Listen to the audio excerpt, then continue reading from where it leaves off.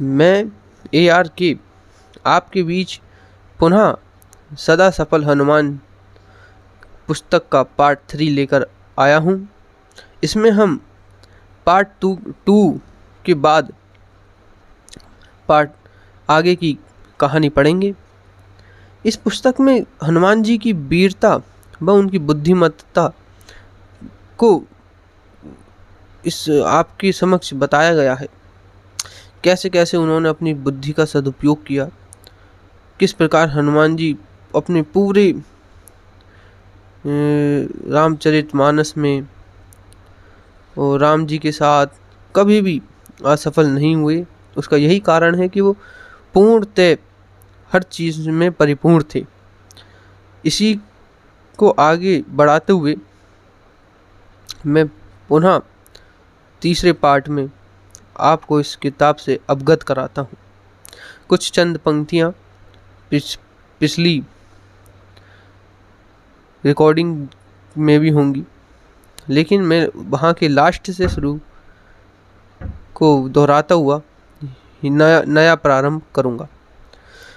ये दोहा है, तुलसीदास जी ने लिखा है कि सुनहु मातु मोहि अतिशय भूखा, लागी देखी सुंदर फल रूखा।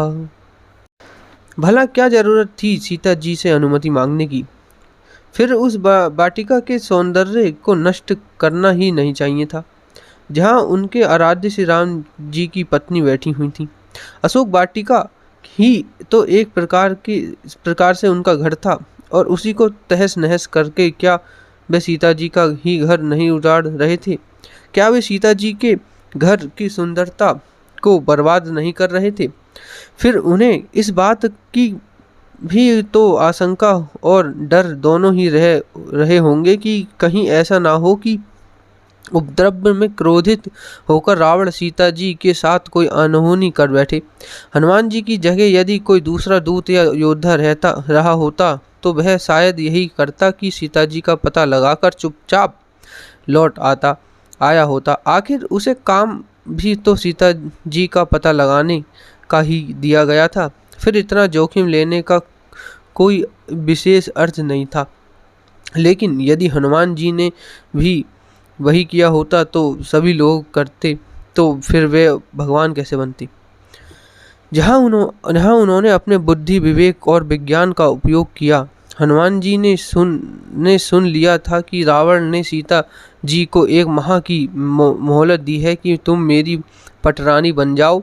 तो पहली बात तो यही कि अब रावण अपनी इस 1 माह की समय सीमा को बढ़ाएगा नहीं। दूसरी यह कि रावण सीता जी के प्रति इतना अधिक आसक्त हो चुका है कि वह कम से कम सीता जी की हत्या तो नहीं ही करेगा।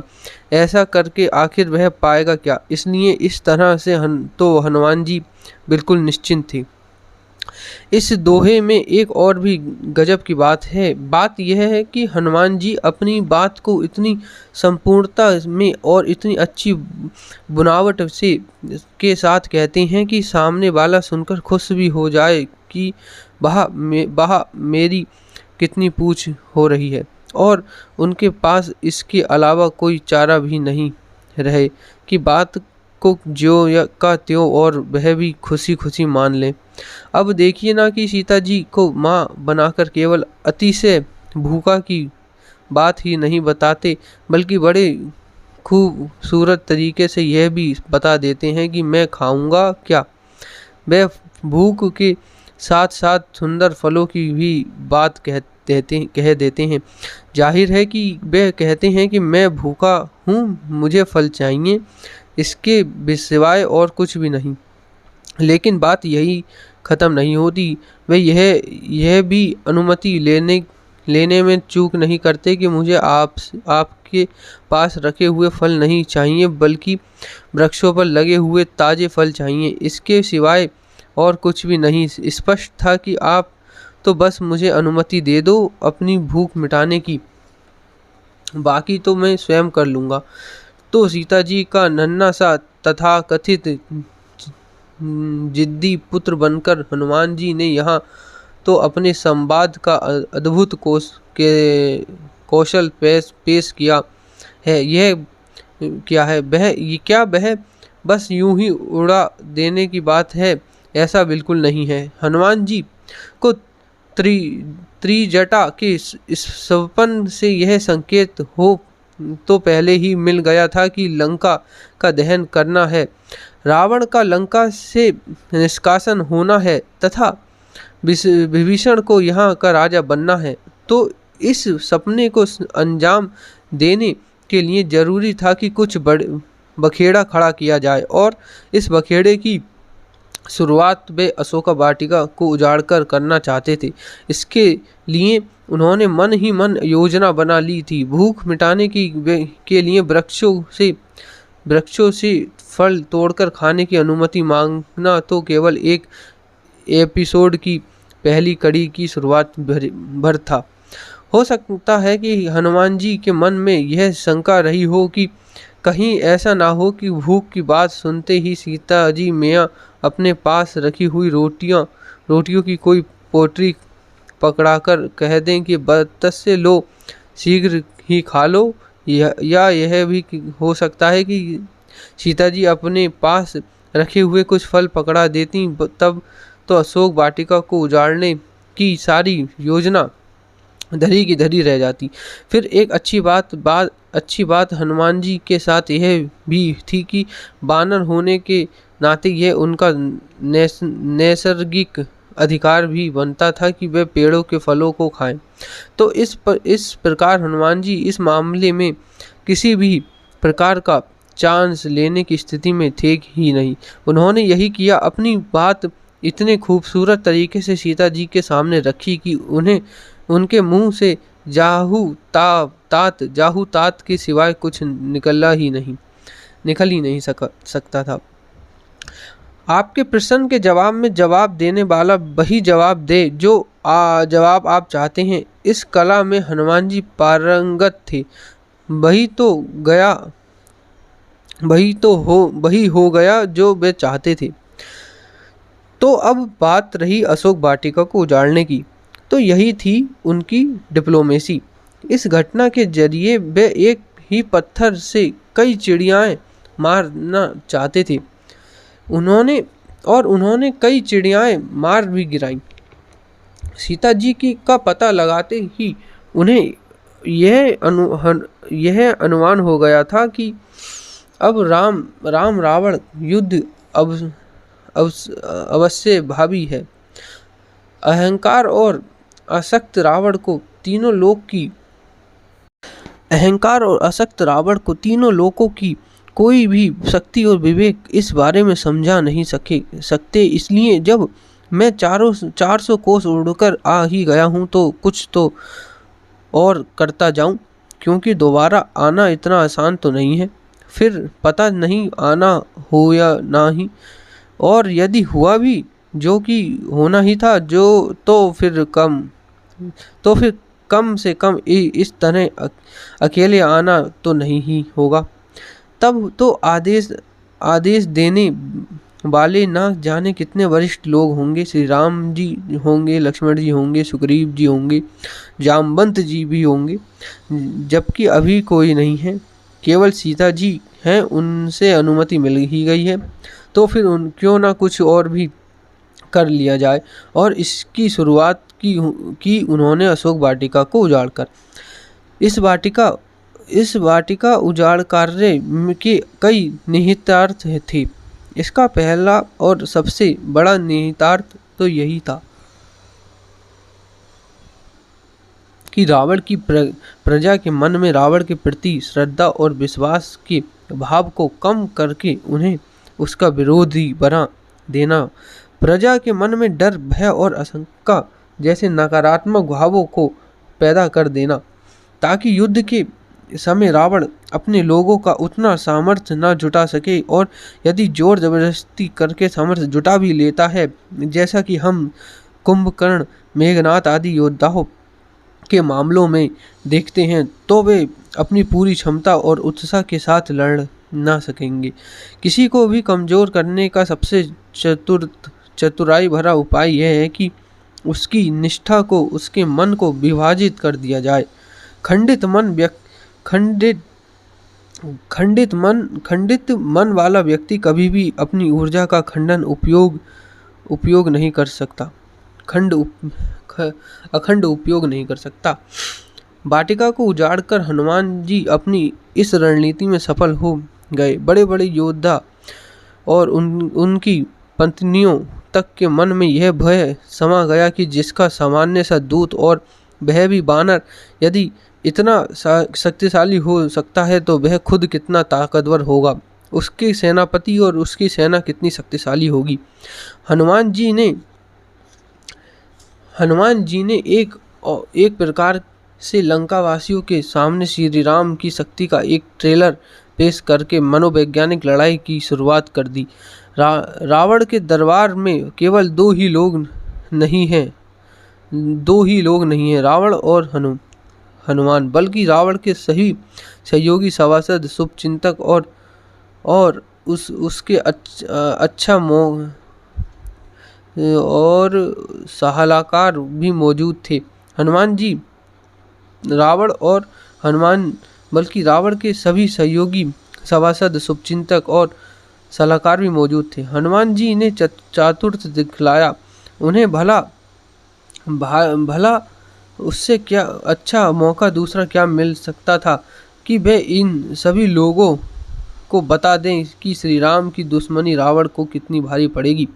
इसलिए उन्होंने अपनी सभी बातें विस्तार के साथ बताने का निर्णय लिया। इसका नतीजा नहीं सही निकला। रावण के दिमाग में हनुमान जी का खौफ बैठ गया। वह उन्हें भूला ही नहीं पाया, अन्यथा वह अंगद के सामने अपनी बात नल नील तक पहुंचाकर खत्म कर सकता था। लेकिन हनुमान जी का भय उसमें गहरे समा चुका था, इसलिए उनके बारे में उसे बोलना था। हनुमान जी लंका में आए तो छिपकर थे, लेकिन उन्होंने छिपकर जाने की नीति नहीं अपनाई। वे अच्छी तरह गर्जना करते हुए लौटे, इतनी भयंकर गर्जना करते हुए कि उसे सुनकर गर्भवती राक्षसियों के गर्भ गिर गए। लंका दहन करके हनुमान जी ने जहाँ लंका के वर्तमान को खत्म कर दिया, वहीं गर्जना करके उसके भविष्य पर भी प्रश्न चिन्ह लगा दिया। यह सब उन्होंने इसलिए किया ताकि रावण इतना अधिक चिंतित हो जाए कि सीता जी के बारे में सोचने की उसे याद ही ना रहे। और हम देखते हैं कि इसके बाद रावण कभी सीता जी के पास जाता भी नहीं है। तो यहाँ हनुमान जी की युक्ति सोलह आने काम आ गई। दूसरी ओर ठीक इसके विपरीत वे सीता जी के मन में भी यह विश्वास पैदा करना चाहते थे कि आप वनवासी श्री राम को शक्ति एवं साधनाविहीन समझकर कमजोर न मान बैठें। सीता जी को रावण ने 1 माह का समय दिया था, जो काम की कठिनाई और विशालता को देखते हुए बहुत ही कम था। ऐसे में जरूरी था कि सीता जी के मन में जिजीविषा पैदा की जाए। दूसरी ओर ठीक इसके विपरीत वे सीता जी के मन में भी यह विश्वास पैदा करना चाहते थे कि आप वनवासी श्री राम को शक्तिशाली एवं साधना विहीन समझकर कमजोर न मान बैठें। सीता जी को रावण ने 1 माह का समय दिया था, जो काम की कठिनाई और विशालता को देखते हुए बहुत ही कम। ऐसे में जरूरी था कि सीता जी के मन में जिजीविषा पैदा की जाए। इसमें एक और हेडिंग है, मत चूको हनुमान। विभीषण जी से मुलाकात भी यही साबित करती है कि सचमुच गजब के ज्ञान और गुणों के निधान थे हनुमान जी, जिन्होंने आप एक्सटर्नल अफेयर्स की भाषा में डिप्लोमेट कह सकते हैं। हनुमान जी छोटा सा रूप धरकर रात में लंका में प्रवेश करते हैं। राक्षस और राक्षसियां सो रहे हैं। चोरों और ऐसी विचित्र करतूतों का माहौल है कि अति विचित्र कहिए जाति सो नहीं, अर्थात जिसके बारे में बताया नहीं जा सकता। ऐसी विचित्र पृष्ठभूमि में उन्हें एक छोटा सा ऐसा घर दिखाई देता है जिसके बाहर तुलसी का पौधा लगा हुआ है। सोम की बेल से आच्छादित रहने वाले घरों में भला यह घर कैसा। हनुमान जी सतर्क हो गए। हो ना हो यह किसी समझदार व्यक्ति का घर है। उनकी डिप्लोमेटिक बुद्धि को तुलसी के उस चौरे में तुरंत ही सफलता की अनंत संभावनाएं दिखाई दे गईं। वे चौंक गए। इस राक्षसों के बीच में भला यहाँ कहाँ सज्जन करी बासा, लेकिन सज्जन का बासा यानी बास तो था, वह तो सामने दिखाई दे रहा था। उसको झुठला देने का कोई कारण नहीं था। हनुमान जी ने इसे झुठलाया नहीं। उन्हें लगा कि ऐसे विकट माहौल में यह सुकृत आदमी जरूर भयानक मानसिक यंत्रणा के साथ रह रहा होगा। वह यहाँ खुश नहीं हो सकता। वह यहाँ मजबूरी में रह रहा होगा। इसलिए रावण के विरोध के रूप में यह एक ऐसा शख्स हो सकता है जिसका उपयोग किया जा सके। उन्हें लगा कि विभीषण से जान पहचान आगे चलकर बहुत कम काम आएगी। सामान्य व्यक्ति इस अवसर को चूक जाता। वह ऐसे व्यक्ति को ऐसे स्थान पर पाकर उसके प्रति संदेह ही करेगा। उसकी अपेक्षा भी कर सकता है कि या फिर उससे बचकर चुपचाप आगे निकल सकता है। लेकिन एक सतर्क तथा अपने उद्देश्य के प्रति प्रतिबद्ध व्यक्ति ऐसा कभी नहीं करेगा। वह प्रत्येक मौके के प्रति चौकन्ना रहता नहीं है, बल्कि यह कहना ज़्यादा सही होगा कि जो अपने उद्देश्य से इतनी ज़्यादा एक निष्ठा के साथ जुड़ा होता है, उसमें स्वाभाविक रूप से अपने आप ही यह सतर्कता आ जाती है। ऐसा नहीं कि चेतना की इस प्रकार की सजगता दिमाग में कोई दबाव या तनाव पैदा करती हो। यह तो एक प्रकार की सतर्कता की स्थिति होती है जो अद्भुत होती है। संपूर्ण प्रकृति इसकी सहज सतर्कता के सिद्धांत पर काम कर रही है। आप फर्श पर थोड़ा सा पानी टपकाकर भूल जाइए, प्रकृति अपना काम करना शुरू कर देगी। यह थोड़ा सा पानी बहकर फैलेगा, कुछ की लिपापोती हो जाएगी। जहाँ लिपापोती होगी वहाँ का फर्श थोड़ा मटमैला हो जाएगा। जहाँ बहेगा वहाँ हल्की सी लकीर खिंच जाएगी। बाद में सब अपने अपने हिसाब से सूख जाएगा। ये याद रखिए कि आप तो पानी को टपकाकर भूल गए थे, लेकिन प्रकृति अपना काम करना कभी नहीं भूलती, क्योंकि वह हर समय सहज सतर्कता की स्थिति में रहती है। श्री राम और सुग्रीव के बीच का संधि पत्र था कि अंगद सहित करहु तुम राजू, संतत हृदय धरेहु मम काजू। हे सुग्रीव, अब तुम जाकर अंगद के सहित राज्य करो और मेरे काम का ध्यान हमेशा अपने हृदय में रखना।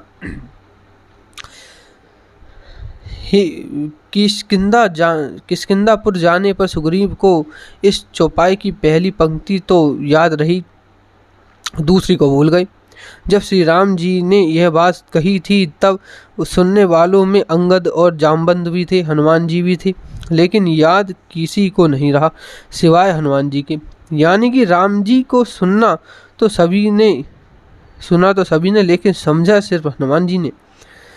तभी तो उन्हें यह बात ठीक उस समय याद आई जब श्री राम जी और लक्ष्मण जी सुग्रीव के संधि उल्लंघन पर चर्चा कर रहे थे।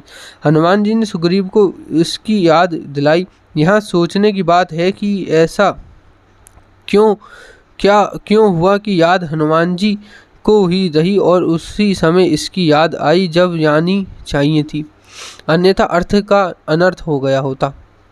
हनुमान जी ऊपर से भले ही अनमने से दिखते हों, लेकिन अंदर से अत्यंत सजग और जिम्मेदार सेवक हैं।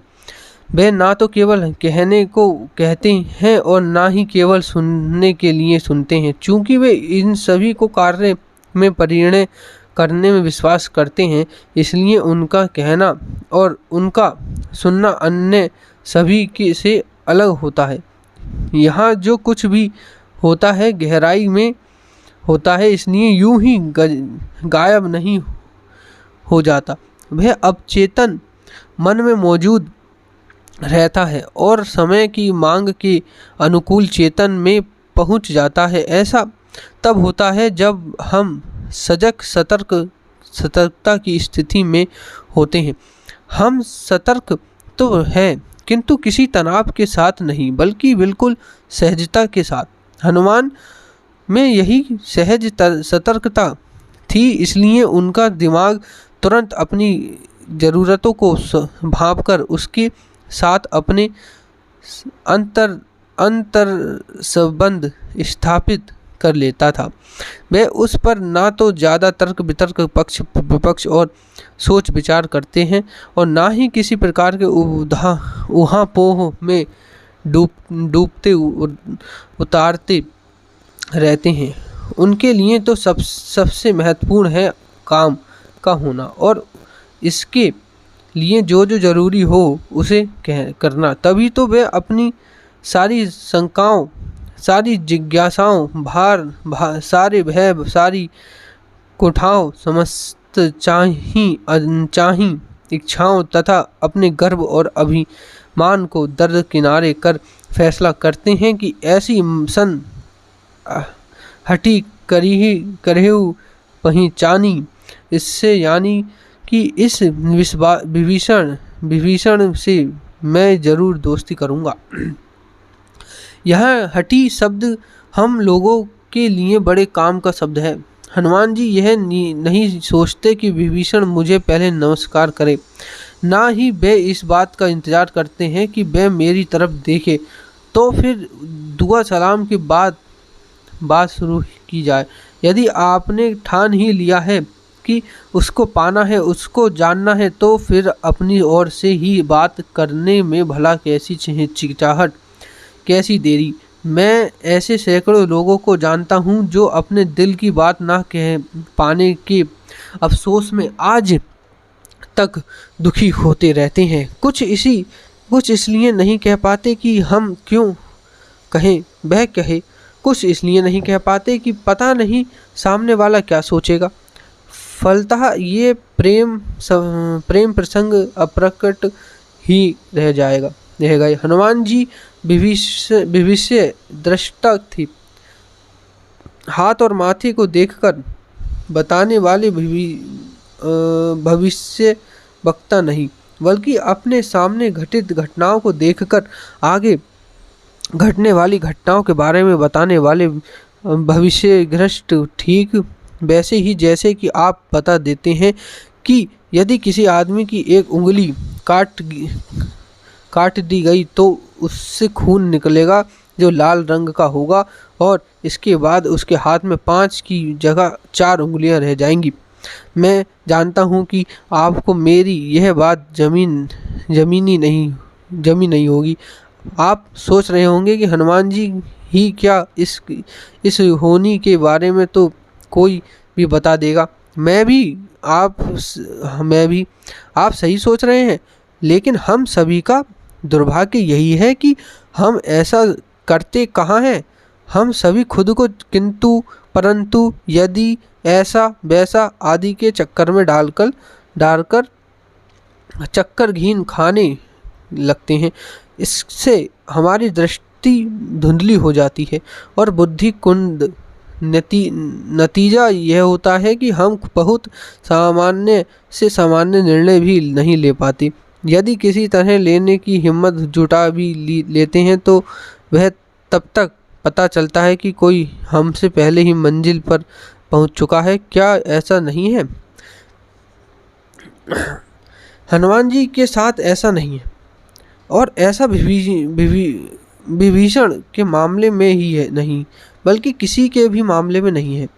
वे जो निर्णय लेते हैं तत्काल लेते हैं, तत्क्षण लेते हैं। कैसे कैसे कर पाते हैं वे? यह सब इसके बहुत से कारण हैं, जिनमें से कुछ के बारे में मैं पहले लिख चुका हूँ।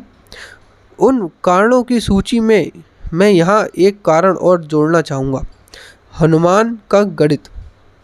जब भी कोई निर्णय लेते हैं तो उसमें नफ़ा और नुकसान का नज़रिया यदि खुलेआम नहीं तो कम से कम चुपके तो अपना काम कर ही रहा होता है, और हमारा निर्णय हमेशा नफ़े के ही पक्ष में होता है।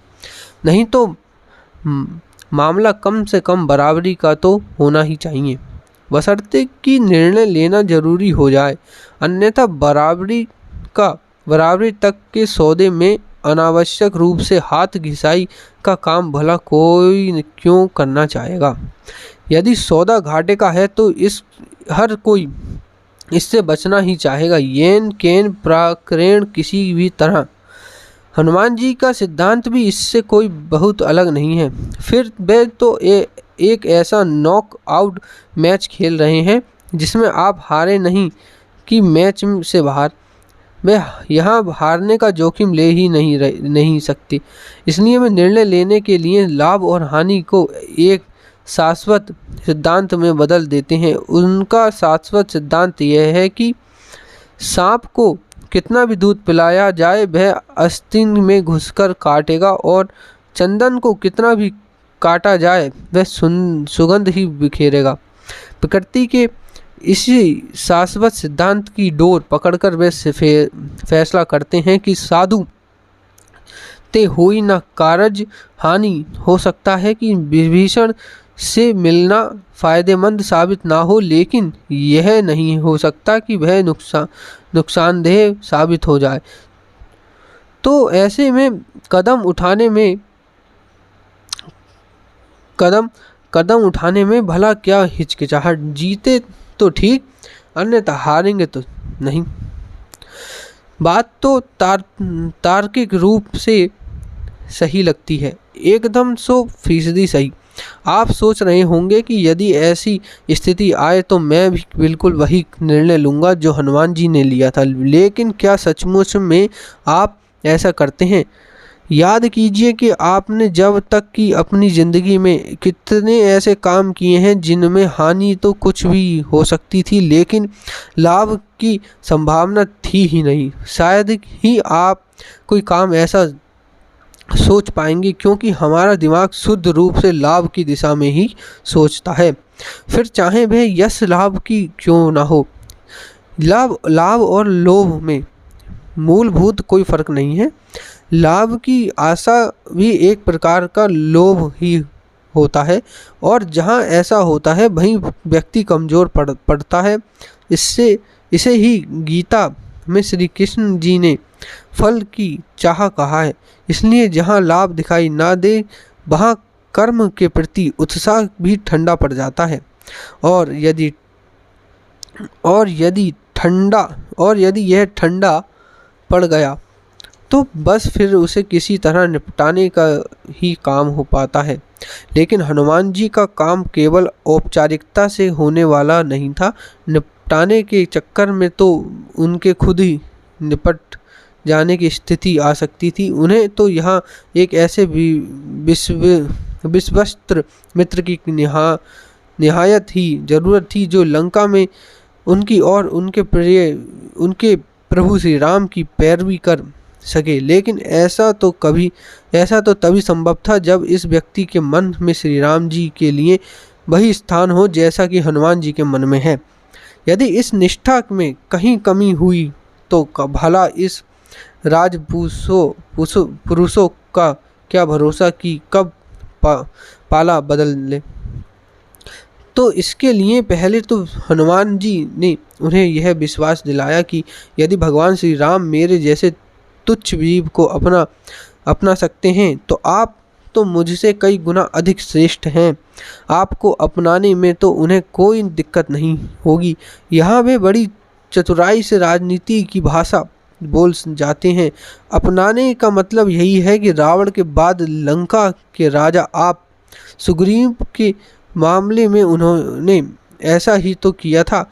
बाली का वध तो किया श्री राम ने खुद, लेकिन राज्य थमा दिया सुग्रीव को। विभीषण के लिए प्रस्ताव का आज से साफ था। प्रमाण मौजूद है और वह भी ताज़ा, बमुश्किल कुछ ही पुराना। दूसरा विश्वास दिलाया उन्होंने अशोक वाटिका का विध्वंस करके। जरूरी था कि विभीषण को यह भरोसा हो कि श्री राम में इतनी ताकत है कि वे रावण को मार सकें। इसके लिए तो ताकत का भी प्रमाण दिया जाना था। इस प्रमाण की शुरुआत के लिए एक बानर के पास पेड़ पौधे को बर्बाद करने के सिवाय भला अन्य को और कौन सा उत्तम उपाय हो सकता है। सो उन्होंने यही किया। यहाँ एक सवाल यह भी उठता है कि विभीषण से ही दोस्ती क्यों की हनुमान जी ने। यदि वहाँ के किसी सूरवीर निशाचर से करते तो वह ज़्यादा काम हो आता। वस्तुतः यहाँ उनकी सोच यह रही कि निशाचरों की दोस्ती अभी तो हो सकता है कि फ़ायदेमंद सिद्ध हो जाए, लेकिन आगे चलकर दुखदाई ही होगी। हनुमान जी जानते थे कि किसी भी की मूल प्रवृत्ति पर पॉलिश तो की जा सकती है, लेकिन उसे बदला नहीं जा सकता। ना जाने कब ये राक्षस पाला बदलकर उल्टे बार कर बैठे। इसलिए उन्होंने विशेष रूप से यह बात सोची कि साधु ते होई ना कारज हानि। साथ ही यह भी कि हनुमान जी साध्य और साधन के संतुलन के सिद्धांत के भी अनुयायी थे, जिनको आगे महात्मा गांधी ने भारतीय राजनीति में लागू किया। वे नहीं चाहते थे कि सीता जी की मुक्ति जैसे पवित्र एवं महान कार्य के लिए राक्षसों जैसे गलत लोगों का सहारा लिया जाए। यदि वे ऐसा कर लेते तो वे मर्यादा के रक्षक के उस पद से निरस्त हो जाते जिसका पालन उन्होंने मेघनाथ के पास में बंधकर किया था। जब आप तत्कालीन लाभ के लिए किसी शाश्वत मर्यादा को तोड़ते हैं तो आपको भी टूटने के लिए तैयार रहना चाहिए, क्योंकि इसी तर्क का आधार लेकर सामने वाला आप पर प्रहार करने के लिए स्वतंत्र होगा। इससे भी कहीं अधिक यह है कि वह गलत साधन का चयन करने के लिए प्रेरित भी होगा, जिसके जिम्मेदार आप स्वयं होंगे। महाभारत में जगह जगह यही तो हुआ है। दूसरी हेडिंग है लोगों से जुड़ने का हुनर। अब आप हनुमान जी की एक और डिप्लोमेसी देखिए। हनुमान जी गृहस्थ भले ही नहीं थे, लेकिन दुनियादारी की समझ उन्हें सुग्रीव जैसी गृहस्थियों और राजनीतिज्ञों से कई गुना ज़्यादा थी। वे जानते थे कि कब किसको क्या कहना है और कब किसी से क्या संबंध बनाने हैं। अब देखिए ना कि जब वे पहली बार विभीषण से मिलते हैं तब उन्हें सखा कहते हैं। दोनों दोस्त हो गए, यानी कि बराबरी के हो गए। लेकिन इससे भी ऊपर एक और रिश्ता होता है जो दोनों लोगों को और भी अधिक निकट ला देता है। यह नाता भाई का नाता है। इसलिए हनुमान जी सखा संबोधन को भ्राता में तब्दील करने में तकनीक भी समय नहीं लगाते। तब हनुमान जी कहा सुनो भ्राता, यह कहकर उन्होंने पर्सनल टच देकर संबंध को नाते में बदल दिया। हमारे यहाँ इसलिए बहुत अहमियत है तब से लेकर अंत तक इस नाते से हनुमान जी की कितनी मदद की हम सब जानते हैं। तो क्या अब भी आपके मन में इस बात की शंका बची हुई है कि हनुमान जी दूरदृष्टि के से संपन्न डिप्लोमेट थे या नहीं? और आप देखिए कि सबसे कठिन घड़ी में ये ही विभीषण काम आए। विभीषण ऐसे समय में काम आए जब उनके सिवाय कोई अन्य काम आ ही नहीं सकता था। यहाँ तक कि वह संकट मोचन हनुमान जी तक के संकट का मोचन करने वाले बनकर हाजिर हुए। वाटिका उजाड़ने वाले अपराधी को रावण के दरबार में हाजिर किया जाना था, सो हनुमान जी किए गए। गुस्से से भरा हुआ था।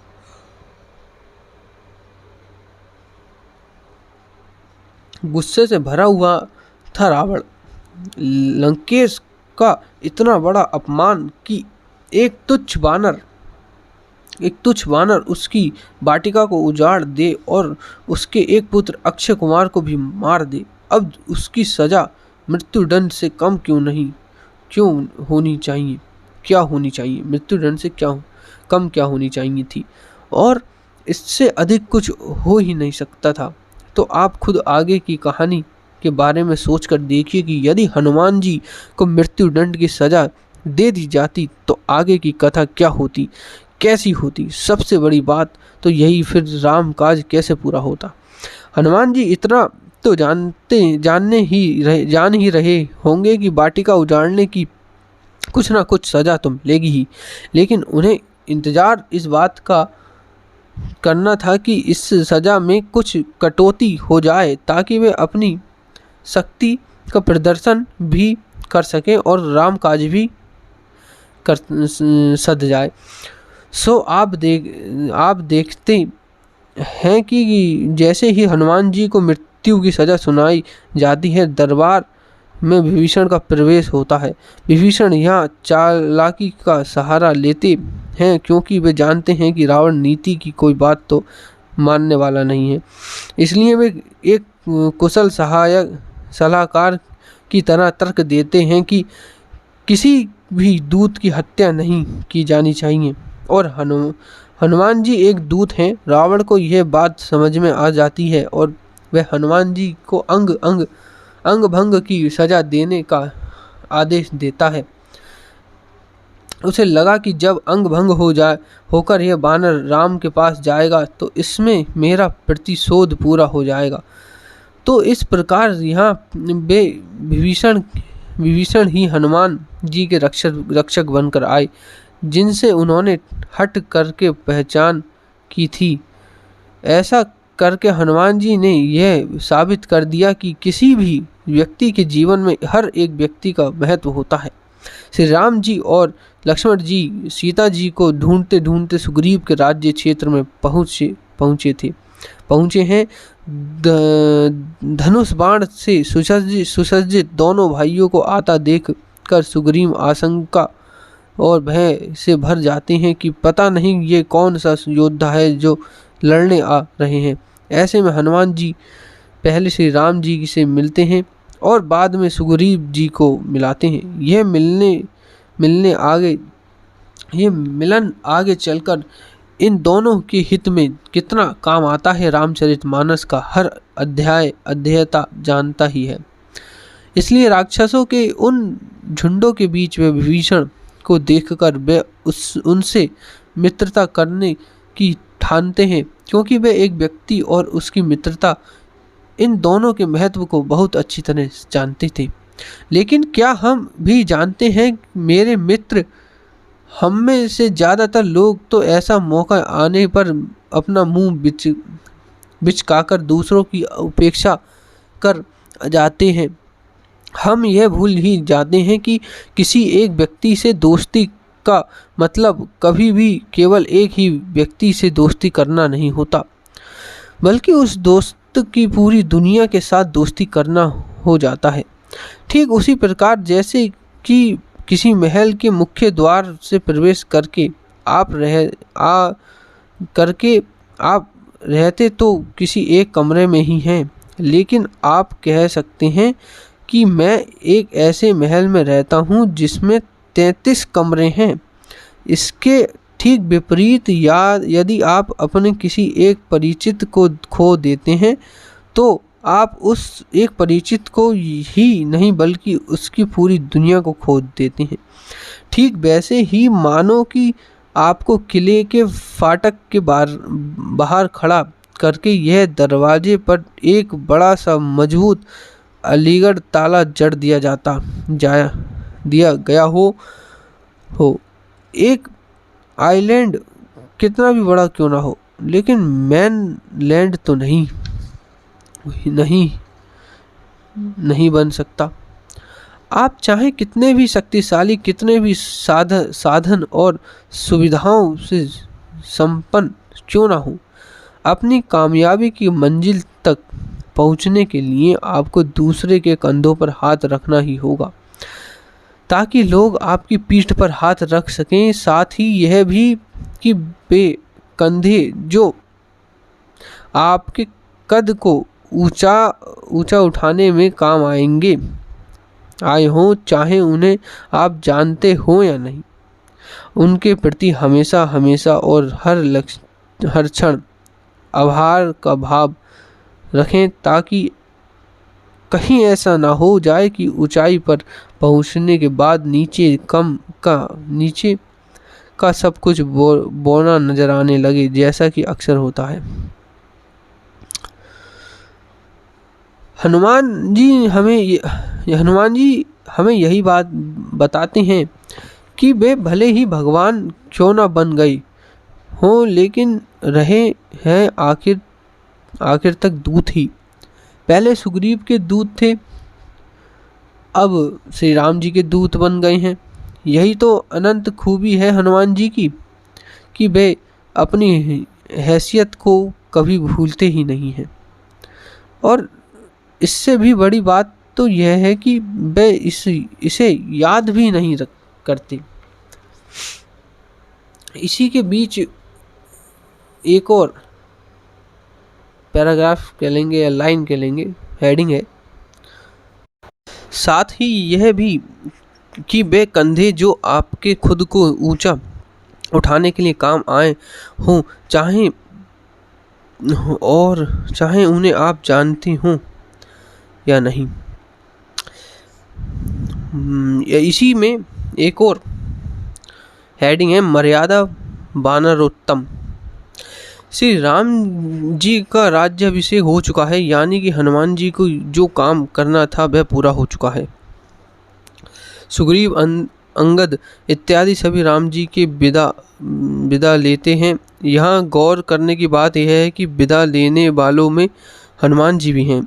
हालांकि श्री राम जी के बहुत निकट आ चुके हैं, अब तो वे श्री राम जी से कहकर जो चाहें वही करवा सकते हैं। यहाँ हमारे यहाँ तो मंत्री के छोटे PM PS का व्यवहार मंत्री तो क्या सुपर मंत्री की तरह हो जाता है। यदि चाहें तो हनुमान जी भी सुपर मिनिस्टर बन सकते थे, लेकिन वे ऐसा करते नहीं हैं। वे अपनी मर्यादा में ही रहते हैं। हर व्यक्ति और हर जगह श्री राम जी उन्हें कितने भी क्यों ना चाहते हों, लेकिन मूल रूप से तो वे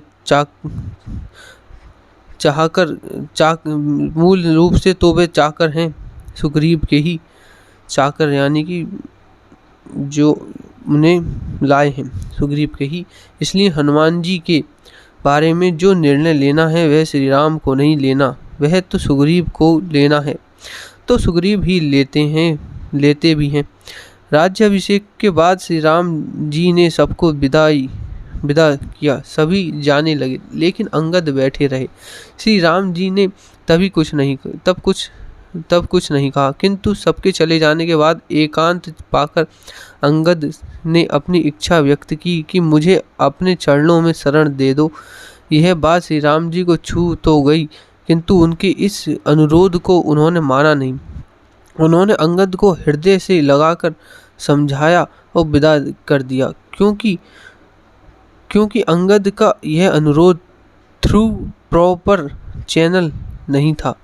श्री राम जी के राज्याभिषेक के बाद जाहिर है कि हनुमान जी को भी लौटाना है, लेकिन वे तुरंत लौटना नहीं चाहते थे। हनुमान जी सभी घटनाओं की सफलता के केंद्र में रहे हैं, इसलिए चाहते तो सीधे सीधे श्री राम जी से सुग्रीव को कहलवा सकते थे कि हनुमान जी बाद में जाएंगे, लेकिन नहीं, हनुमान जी कहीं भी मर्यादा को तोड़ते नहीं हैं।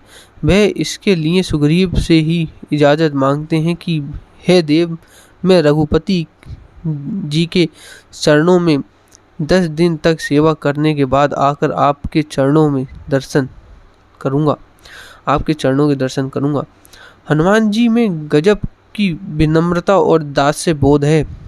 वे सुग्रीव से यह नहीं कहते कि मैं 10 दिन बाद आकर आपके दर्शन करूंगा, बल्कि वे कहते हैं कि मैं आकर आपके चरणों के दर्शन करूंगा। बदले में सुग्रीव हनुमान जी से कह देते हैं कि सेवहु जाई कृपा अगारा। तब कहीं जाकर हनुमान जी श्री राम जी के पास रुकते हैं। वस्तुतः श्री राम जी और हनुमान जी की जो इतनी संघन और गहन निकटता है, वह इसी कारण है कि दोनों मर्यादा के साकार रूप हैं। दोनों का जीवन इतना अधिक अनुशासित है कि उन्हें किसी बाहरी लक्षण रेखा की जरूरत ही नहीं पड़ती। इस गजब के आत्मानुशासन ने इन दोनों के अंदर गजब की क्षमताएं पैदा कर दी हैं। आपको ना तो इसके व्यवहार में, ना ही इनकी वाणी में और ना ही इनके काम में किसी भी प्रकार की टकराव या विरोधाभास दिखाई देगा। जो है वह सरल रेखा की तरह बिल्कुल सीधा है। आप इन दोनों के बारे में अच्छी तरह प्रेडिक्ट कर सकते हैं।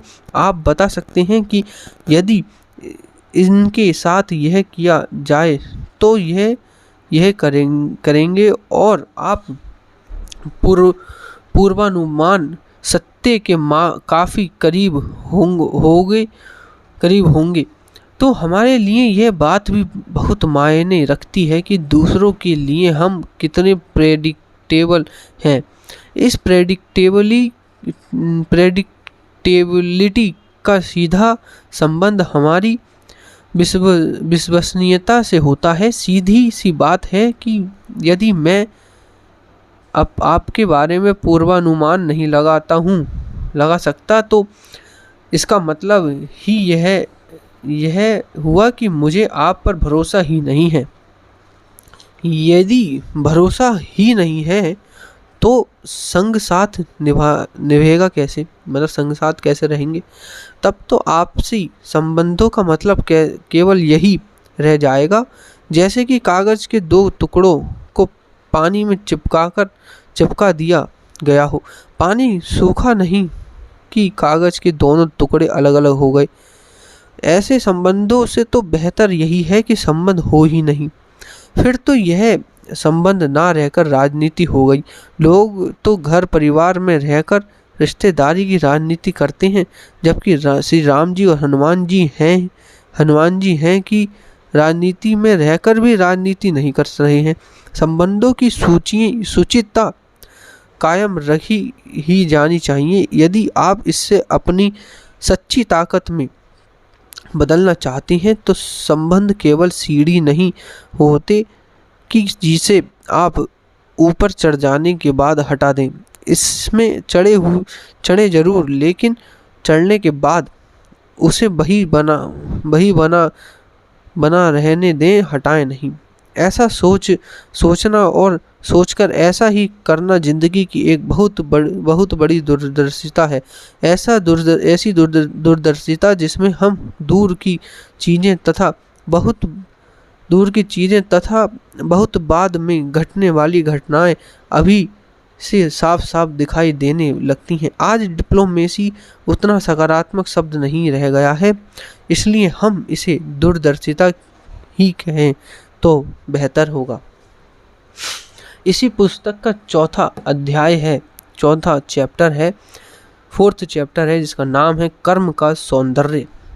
हनुमान जी को आप और चाहें कुछ भी कह लीजिए, लेकिन भौतिक शब्दावली में आप उन्हें सुंदर तो नहीं कह सकते। लेकिन आप नारद जी वाली कथा तो जानते ही होंगे कि किस प्रकार भगवान नारायण ने नारद जी के मोह को भंग करने के लिए उन्हें बानर का चेहरा दे दिया था।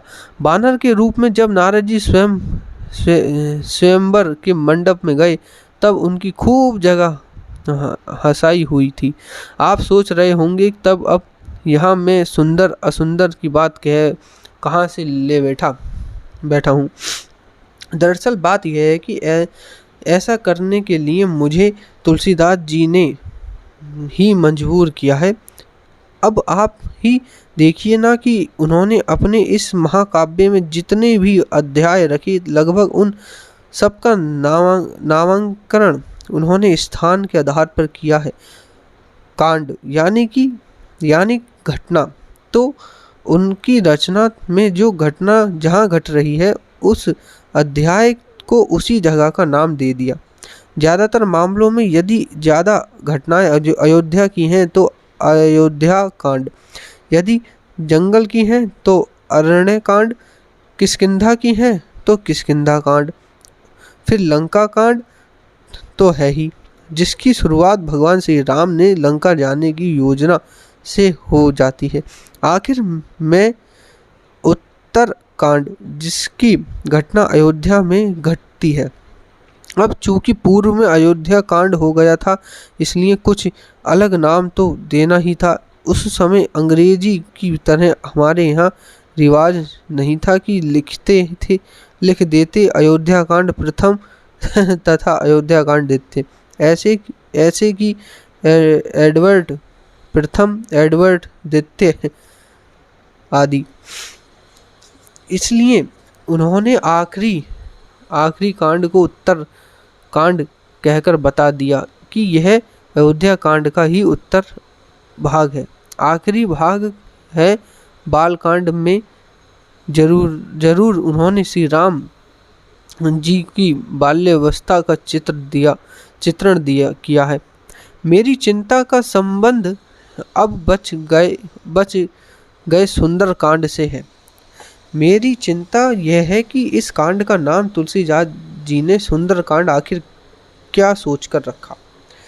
यह नाम रखने के पीछे उनका उद्देश्य क्या था। यदि स्थान के नाम पर इसका नाम रखना था, जैसे कि उन्होंने बाकी अयोध्याओं के साथ किया है, तो इस कांड की सबसे महत्वपूर्ण घटना तो लंका में ही घटित है।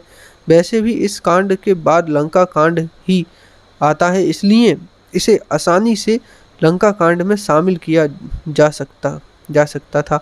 लेकिन यदि उन्होंने ऐसा नहीं किया तो जरूर इसके पीछे कोई ना कोई बात तो रही होगी। तो यह प्रश्न है कि बात कौन सी हो सकती है। इस बात की खोज में मैंने यह बात कही कि हनुमान जी भौतिक रूप से सुंदर तो थे नहीं, इसलिए आधार पर इसे सुंदर कांड कह दिया जाए। ऐसा भी नहीं है कि इस कांड में सारी घटनाएं इतनी सुंदर घटित हैं, सिवाय सीता जी का पता चलने के कि इसे सुंदर कांड कह दिया जाए। इसमें असुंदर घटनाओं की पूरी श्रृंखला मौजूद है। ना तो सुंदर नामक किसी स्थान का जिक्र मिलता है और ना ही सुंदर नामक कोई पत्र ही इसमें मौजूद है। तो फिर सवाल यह है कि वह सुंदर क्या है जिसके कारण इस कांड के अंत में लिख दिया गया कि जो भी इसे आदर सहित सुनेगा, वह बिना किसी जहाज के ही भवसागर से तर जाएगा। सुंदर कांड तक आते आते तुलसीदास जी खुद को रोक नहीं पाए और उन्होंने हनुमान जी की वंदना में एक स्वतंत्र श्लोक रच डाला।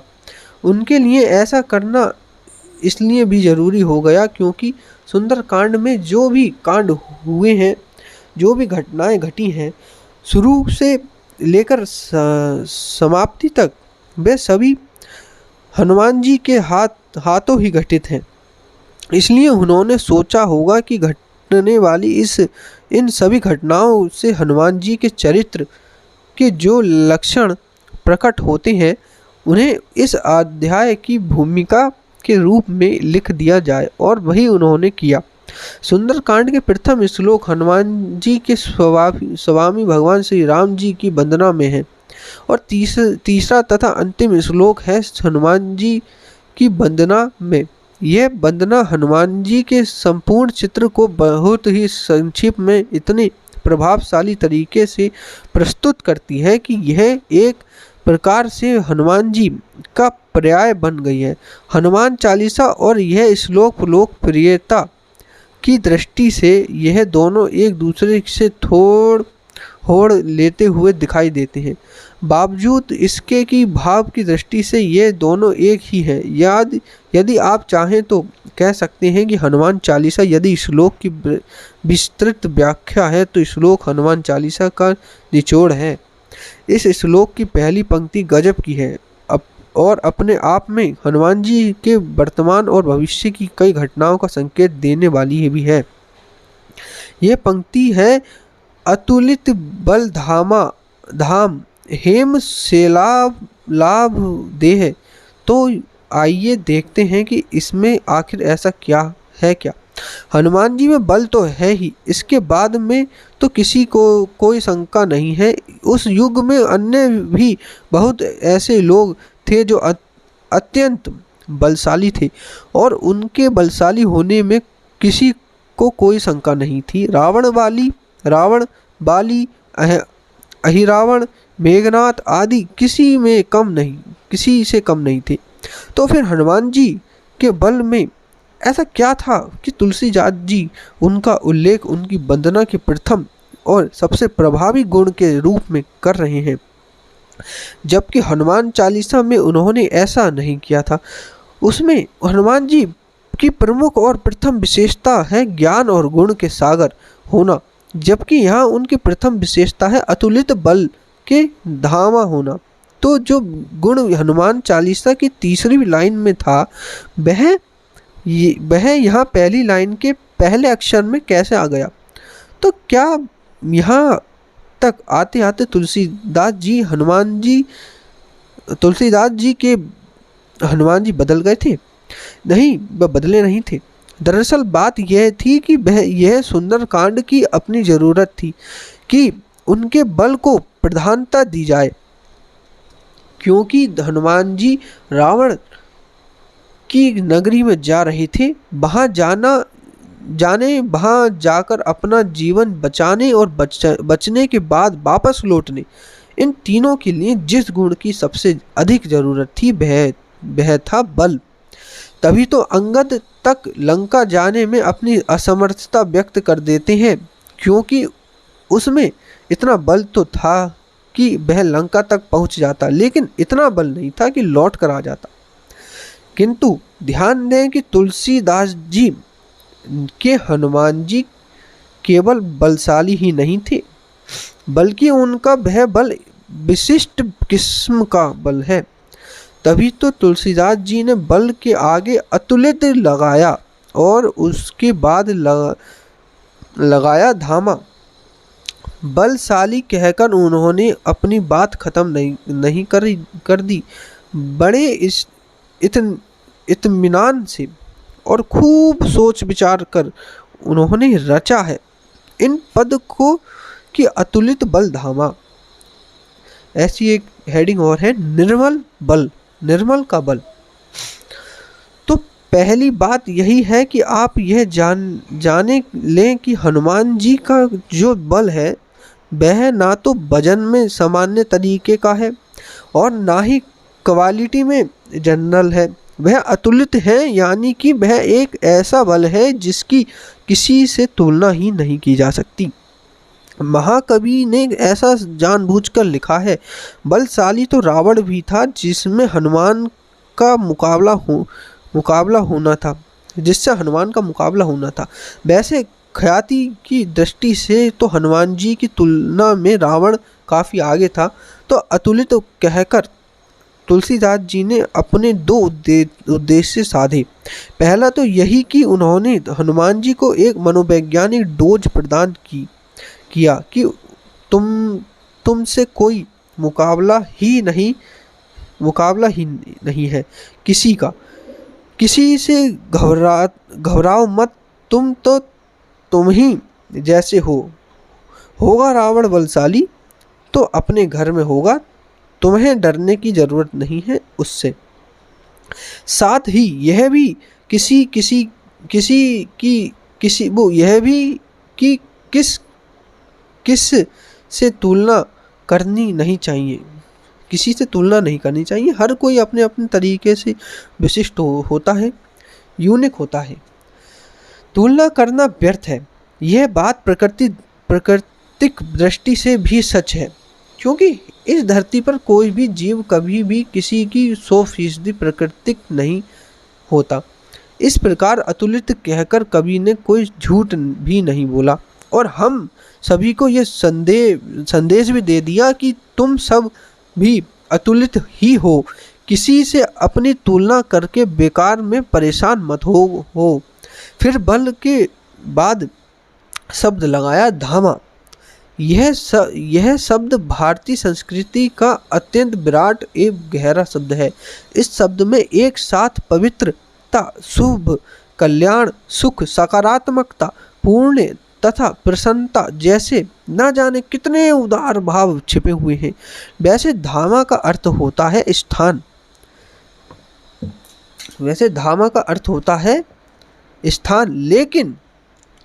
लेकिन हम हर स्थान को धाम नहीं कहते। लोक को सबको कह देते हैं, जैसे कि स्वर्गलोक, नरकलोक, पाताल लोक। लेकिन धाम तो केवल स्वर्ग के साथ लगाते हैं। नरक धाम कहते आपने किसी को कभी सुना है क्या? यही फर्क है रावण के बल में और हनुमान जी के बल में। हनुमान जी बल के पवित्र स्थल हैं, उनका बल कल्याणकारी है, जबकि रावण का बल दुखकारी है।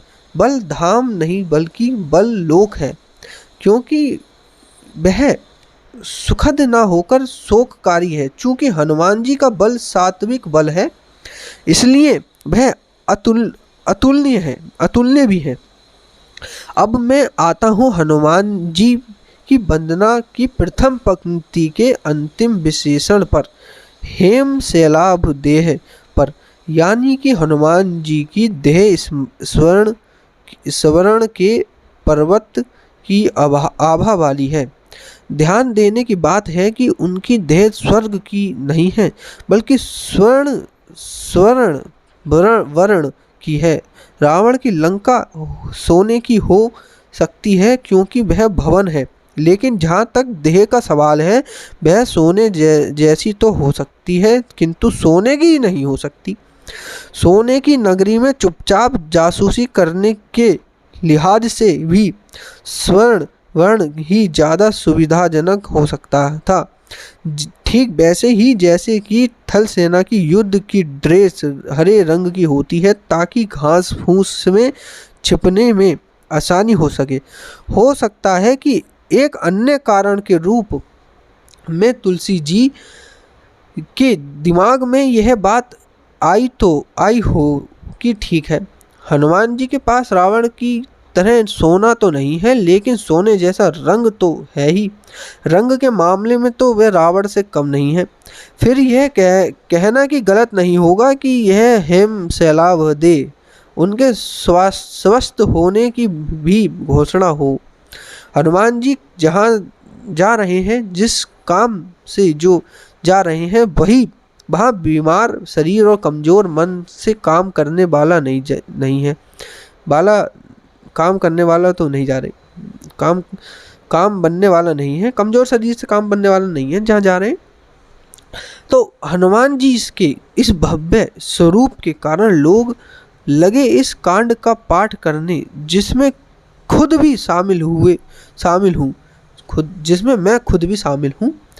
गांव में हमारे कुएं पर रोज तड़के तड़के नहाने के लिए हमारे जमींदार के मुंशी हरिदास पांडे जी आते थे। 12 महीने कड़ाके की सर्दी में भी वे खुले में कुएं के कुनकुने पानी से ही नहाया करते थे और तब तक नहाते रहते जब तक कि सुंदर कांड पूरा ना हो जाए। उन्हें यह कंठस्थ था। उनसे प्रभावित होकर मैं भी इस कांड को याद करने में लग गया था। 3 चौपाई याद भी कर ली, किंतु इसका रोज पाठ करने की हिम्मत नहीं कर पाया। पाठ करता हूँ साल में एक बार, और वह भी कार्तिक मास में कृष्ण पक्ष की 14 को। इसी में एक और हेडिंग है, सुंदर कर्म सुंदर मर्म। सुंदर कर्म सुंदर मर्म। मित्रों, मेरे अनुसार ये सुंदर कांड इसलिए है क्योंकि इस कांड में हनुमान जी मौजूद हैं। हनुमान जी यानी कि कर्म के अवतार। जहाँ कर्म हो और वह भी शुभ कर्म, तो उसकी सारी की सारी प्रक्रियाएं तो अपने आप ही सुंदर हो जाएंगी। फिर जिनके कर्म सुंदर होंगे वे इस संसार में सफलता को प्राप्त करके तर ही जाएंगे। तो जरूरत सुंदरकांड पाठ करने की नहीं, बल्कि उसके पाठ ग्रहण करके उसका अनुसरण करने की है। और यही इस महाकवि के कहने का मतलब भी रहा होगा। मनुष्य इस ब्रह्मांड का एक हिस्सा है। यह ब्रह्मांड निरंतर गतिशील है। एक क्षण के करोड़ वर्ष के समय तक में यह थमा नहीं है। ऊर्जा इस ब्रह्मांड का मूल तत्व है, इसलिए इस ब्रह्मांड के किसी प्राणी के लिए यह संभव नहीं है कि वह निष्क्रिय रह सके। हर एक को अपने गुणों के अनुसार कर्म करना ही होगा। इसके बिना उसका अस्तित्व बच नहीं सकता। हनुमान इस कर्म सिद्धांत के विशुद्ध एक सर्वोत्तम रूप है। व्यक्ति सुंदर नहीं होता, उसके कर्म उसे सुंदर और असुंदर बनाते हैं। बच्चा यदि नंगा भी हो तो सुंदर लगता है। गांधी जी की पोशाक के ना तो बहुत सुंदर होती थी और ना ही मतलब भव्य, लेकिन गांधी जी का पर पूरा देश मुग्ध था, मतलब उनके सी चरणों में नमन करता था।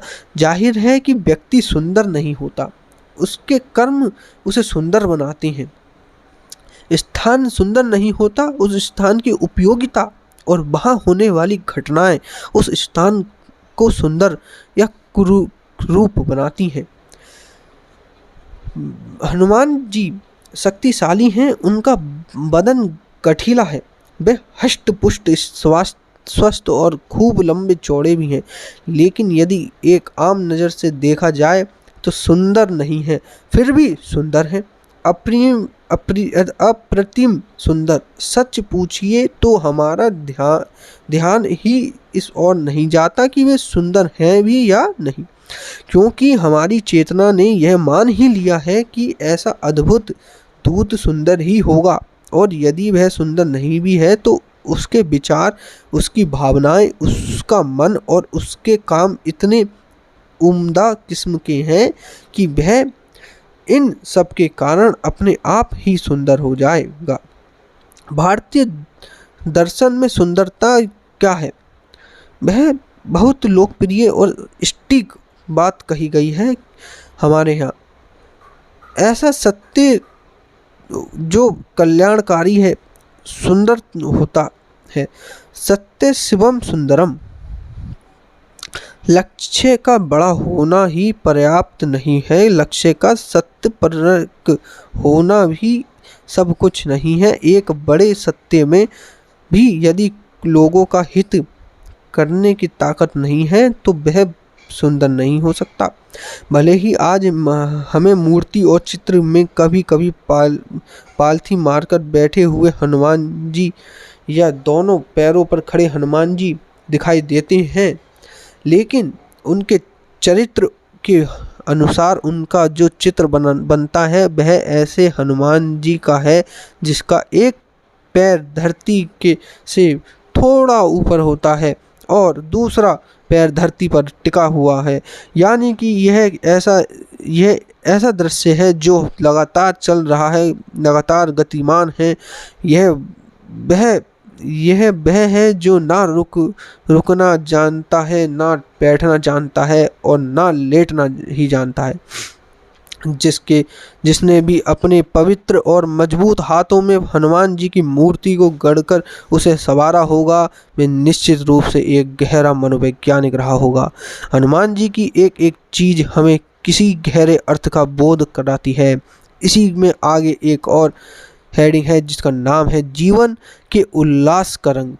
हम उनके सिंदूरी रंग को ही लें। हनुमान जी एकमात्र ऐसे देव हैं जो सिंदूरी रंग के हैं, जबकि उनके आराध्य श्री राम जी सवारे हैं।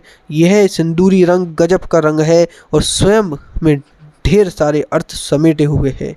यह रंग प्रेम का प्रतीक है और यह रक्षा का भी प्रतीक है। पुरुष अपने हाथ से अपनी ब्याहता की मांग में सिंदूर भरकर दो बातों की मौन घोषणा करता है कि मैं तुमसे आजन्म प्रेम करता रहूंगा और तब तक तुम्हारी रक्षा भी करता रहूंगा। हनुमान जी का राम से प्रेम है और वे उनके सेवक ही नहीं बल्कि योद्धा बनकर उनकी रक्षा करने वाले भी हैं। वस्तुतः हनुमान जी का रंग उषा काल का रंग है। यह बाल सूरज का वह रंग है जब सूर्य आकाश का पर्दा सरकार कर धरती को देखने के लिए अपना प्यारा सा गोल मटोल मुंह निकालता है। भारतीय चिंतन में उषा काल का सबसे अधिक महत्व है। ऋग्वेद में यह शब्द 300 बार आया है और उषा काल की प्रशंसा में सबसे अधिक 20 स्तोत्र रचे गए हैं। उषा काल की प्रशंसा के बिना किसी देवता की स्तुति पूरी ही नहीं होती। यानी कि हनुमान जी के रंग के बिना अन्य सारे रंग अधूरे रह जाते हैं। उषा का आगमन इस धरती पर केवल प्रकाश का ही आगमन नहीं है, बल्कि यह ऊर्जा का भी आगमन है। इससे भी कहीं अधिक यह चेतना का संपदन का आगमन है। श्याम रंग पर जब सिंदूरी रंग का फैलाव होता है तो चारों ओर हलचल की शुरुआत हो जाती है, मानो मूर्छित जगत के सीने में धोकनी चलने लगी हो। जहाँ हनुमान जी होंगे उनका रंग होगा, वहाँ का लक्ष्मण मूर्छित रह ही नहीं सकता। हनुमान जी का रंग अग्नि की लपट का रंग है। यह त्याग और बलिदान का रंग है। यह वह लपट है जो दूषित को जलाकर पवित्र कर देती है। और सबसे बड़ी वैज्ञानिक बात तो यह है कि लाल रंग की किरणों में ऊर्जा सबसे अधिक होती है। जहाँ हनुमान जी होंगे वह स्थान तो ऊर्जा से लबालब होगा ही। इसी में एक और हेडिंग है कल्याणकारी रूप। एक हाथ में गदा है, यह रक्षा का आश्वासन है। भूत पिशाच निकट नहीं आवे, महावीर जब नाम सुनावे। दूसरे में पर्वत हैं, यह जीवन दायिनी शक्ति की घोषणा है। यह संजीवनी का विश्वास दिलाने वाला प्रतीक है। आप हनुमान जी पर भरोसा कर सकते हैं कि वे अंत तक आपके साथ रहेंगे। मत्स्य फक्कड़ ओघड़ ना ताज ना खड़ाऊ, आपके हमारे सबके जिसने बुला लिया उसी के कोई मांग नहीं, कोई चाह नहीं। हर क्षण नया और हर क्षण ऊर्जावान, देने को तत्पर और चलने को तैयार। बस कुल मिलाकर यही है हनुमान जी और यही है उनकी सुंदरता का विचित्र रहस्य। समुद्र हमें भले ही सुंदर लगे, लेकिन उसके बीच बीच में निकल आए द्वीप हमें सुंदर लगते हैं, क्योंकि वह हमारे जीवन के आधार बन सकते हैं। उस धरती पर लोग रह सकते हैं और खेती बाड़ी कर सकते हैं। यहाँ तक कि हमें तालाब और झील सुंदर लगते हैं जो समुद्र के सामने बहुत ही छोटे हैं, इतने छोटे कि इनकी कोई हैसियत ही नहीं है, क्योंकि इनके पानी से हम प्यास बुझा सकते हैं। समुद्र हमें यह सुविधा नहीं देता। तो सुंदरता के संदर्भ में बात बड़े या छोटे होने की नहीं होती, बात तो यह होती है उसके कल्याणकारी होने की। बात यह होती है कि आप जो काम करने जा रहे हैं उससे कितने लोगों का हित होगा। सत्य पर अडिग रहने का अहंकार व्यर्थ है। यही वह सत्य उपयोगी नहीं है तो यह एक प्रकार से रेगिस्तान में धान बोने जैसा निरर्थक काम है। यह एक बांझ श्रम है। हनुमान जी का सत्य जिसे हम यहाँ उनका कार्य कहेंगे, उनका लक्षण कहेंगे, वह है राम काज। ध्यान दीजिए कि उनका उद्देश्य केवल सीता जी का पता लगा देना भी भर नहीं है। यह उद्देश्य तो सुग्रीव का था, क्योंकि श्री राम जी और उनके बीच यही संधि हुई थी कि वैसे सच तो यही है कि हनुमान जी को भी जो काम सौंपा गया है वह सीता जी की सुधि प्रभु ही सुनाओ ही है, और पूरे सुंदरकांड में वह यही करते भी हैं। लेकिन मुझे लगता है कि यदि बात इतनी भर होती तो यह कांड सुंदरकांड नहीं बन पाता। वस्तुतः हनुमान जी उन अनोखे लोगों में हैं जो अपने काम को, अपने दायित्व को अलग थलग एक टुकड़े के रूप में नहीं देखते, बल्कि एक सचमुच बड़े काम, एक संपूर्ण बृहत सत्य के रूप में देखते हैं। वे उन लोगों में से नहीं हैं कि मेरा काम तो हो गया, तेरा तू जान। ऐसे बिजनेस, ऐसे व्यापक और संपूर्ण दृष्टि से संपन्न व्यक्ति को आप छोटे से छोटे काम दे दीजिए, वह अपने कौशल से उसे बड़ा बना देगा, इतना बड़ा कि आप दांत तो तले उंगली दबा लेंगे। हनुमान जी ने यही किया। उन्हें तो सीता जी का पता लगाने का काम सौंपा गया था, जो उन्होंने जाते ही कर लिया। वे चुपचाप सुरक्षित लौटकर सुग्रीव को इसकी जानकारी देकर छुट्टी पा सकते थे, लेकिन उन्होंने ऐसा किया नहीं, क्योंकि वे अपने इस काम को संपूर्ण काम के फ्रेम में देख रहे थे। यही बात तो उनके इस सत्य को सुंदर बना देती है।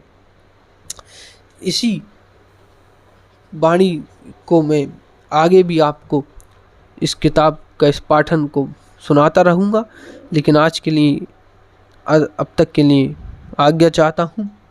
जय हिंद, जय भारत। और इसी तरह मैं इस पुस्तक को आगे पढ़ता रहूँगा। तब तक के लिए मुझे आज्ञा दीजिए। जय हिंद, जय भारत।